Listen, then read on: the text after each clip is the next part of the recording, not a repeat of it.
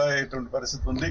మిర్యాలగూడ పట్టణంలో అర్హులైనటువంటి తిరుపతి జిల్లా చంద్రగిరి ఏరియా ఆసుపత్రిలో చికిత్స పొందుతున్న బాలికలను ఎమ్మెల్యే పులివర్తి నాని పరామర్శించారు. విద్యార్థినుల ఆరోగ్య పరిస్థితి అడిగి తెలుసుకున్నారు. మెరుగైన వైద్యం అందించాలని వైద్యులకు సూచించారు.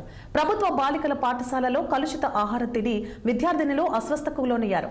మధ్యాహ్న భోజనం తిన్న 24 మంది విద్యార్థినులకు వాంతులు, కడుపు నొప్పి, విరేచనాలయ్యాయి. అనారోగ్యానికి గురైన విద్యార్థినులను టీచర్లు, సిబ్బంది వెంటనే ఆసుపత్రికి తరలించారు. సమాచారం అందుకున్న ఎమ్మెల్యే నాని ఆసుపత్రికి చేరుకుని విద్యార్థినుల ఆరోగ్యం గురించి డాక్టర్లతో మాట్లాడి తెలుసుకున్నారు. ఇకపై పాఠశాలలు, కళాశాలల్లో వండిన వంటలని ప్రధానోపాధ్యాయులు చూసిన తరువాతే ఫుడ్ క్వాలిటీ రిజిస్టర్ బుక్ లో సంతకం చేయాలని డీఈఓలు ఆదేశించారు ఎమ్మెల్యే పులివర్తి నాని.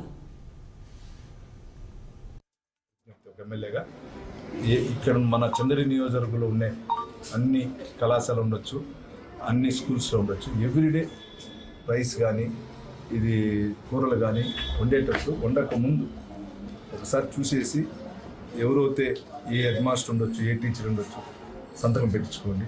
మళ్ళీ వండిన తర్వాత చెక్ చేసుకున్న ఒక సంతకం పెట్టుకోండి. అప్పుడు రెస్పాండ్గా అధికారి ఉంటాడు, హెడ్ మాస్టర్ ఉండొచ్చు, టీచర్ ఉండొచ్చు. అది మీరు చంద్రగిరి రేపు నుంచి చేయండి.